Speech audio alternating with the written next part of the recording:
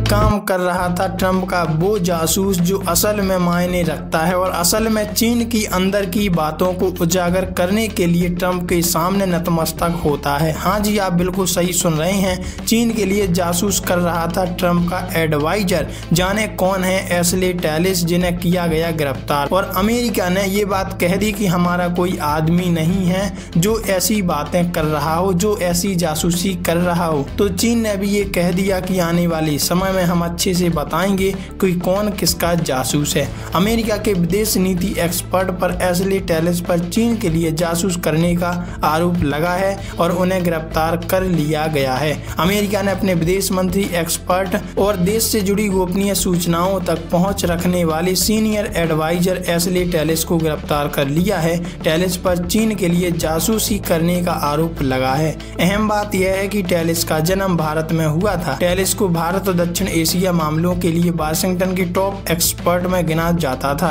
टेलिस पर आरोप है कि उन्होंने राष्ट्रीय सुरक्षा से जुड़ी दस्तावेजों के साथ चीनी अधिकारियों के साथ मीटिंग की थी। फॉक्स न्यूज की रिपोर्ट के अनुसार एशले टेलिस ने साल 2022 से लेकर अब तक कई बार चीनी अधिकारियों के साथ अवैध तरीके से मीटिंग की है। उन्होंने इस दौरान कुछ संवेदनशील दस्तावेज भी साथ रखे हैं। अमेरिका की संघीय जांच एजेंसी FBI इस मामले की जांच भी कर रही है। उसके साथ न्याय विभाग का राष्ट्रीय प्रभाग भी जांच में जुटा हुआ है। टेलिस 2001 से ही विदेश विभाग में सलाहकार के रूप में काम कर रहे हैं, लिहाजा उनकी पहुंच लगभग हर जगह मानी जा रही है। आखिर कौन है एशले टेलिस? एशले टेलिस का जन्म भारत में हुआ और क्या पता भारत में जन्म हुआ इसी को लेकर उन्हें टारगेट किया जा रहा हो, लेकिन वे अमेरिका नागरिक ही हैं। वे 2001 से एडवाइजर के रूप में काम कर रहे हैं। न्यूज एजेंसी AFP के मुताबिक 64 साल के टेलिस ने 2008 में भारत अमेरिका के बीच हुए सिविल न्यूक्लियर एग्रीमेंट के दौरान